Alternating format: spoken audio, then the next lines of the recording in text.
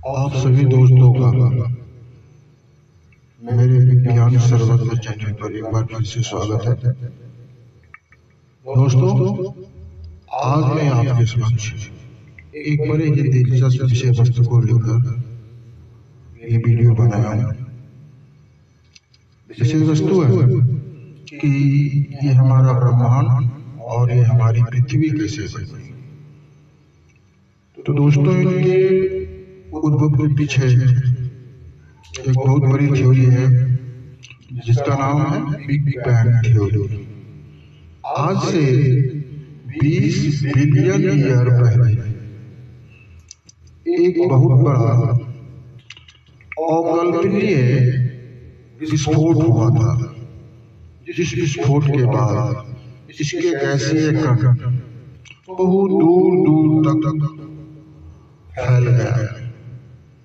धीरे धीरे इसके फैलाव के कारण टेम्परेचर डाउन हुआ और इसी क्रम में जितने भी गैसीय गोले दूर दूर तक बिखरे, सभी के सभी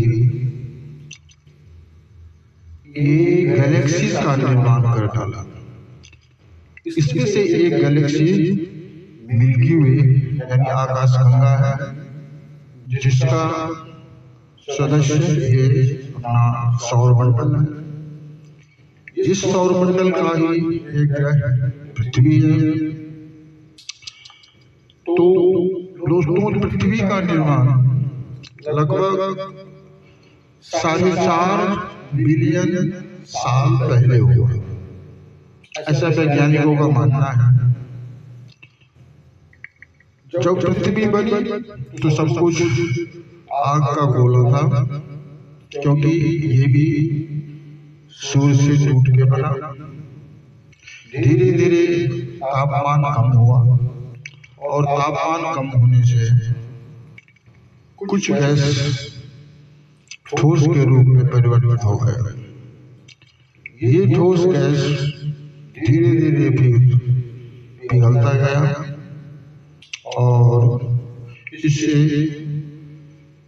जलवाष्प, अमोनिया, मीथेन और कार्बन डाइऑक्साइड गैस बनने लगे। इन गैसों के बनने के बाद अल्ट्रावायलेट रेज जो सूरज से आती है, इस अल्ट्रावायलेट रेज के कारण जो जलवाष्प थे यानी जल के कण थे, वो विखंडित हुए और विखंडित होने से हाइड्रोजन और ऑक्सीजन अलग अलग हो गए, क्योंकि हमें पता है कि जल हाइड्रोजन और ऑक्सीजन से मिलकर बनते हैं। इसमें से हाइड्रोजन अति हल्का था, इसलिए ये हल्का होकर ये ऊपर की ओर बाहर चले गए। ऑक्सीजन एक सक्रिय गैस के रूप में रह गया। ये ऑक्सीजन पुनः वायुमंडल में मौजूद पृथ्वी के धरातल पर, क्योंकि उस समय तक वायुमंडल था नहीं पृथ्वी का, तो इस धरातल के मोल्टेड गैस से मिश्रित होता चला गया और इस प्रकार ये ऑक्सीजन अमोनिया, मीथेन के साथ प्रतिक्रिया करके वापस जल के कण बनाया और कार्बन डाइऑक्साइड का निर्माण हुआ। ये जल के कण पृथ्वी के तापमान को और अधिक कम होने के बाद बारिश के रूप में धरती पर गिरे।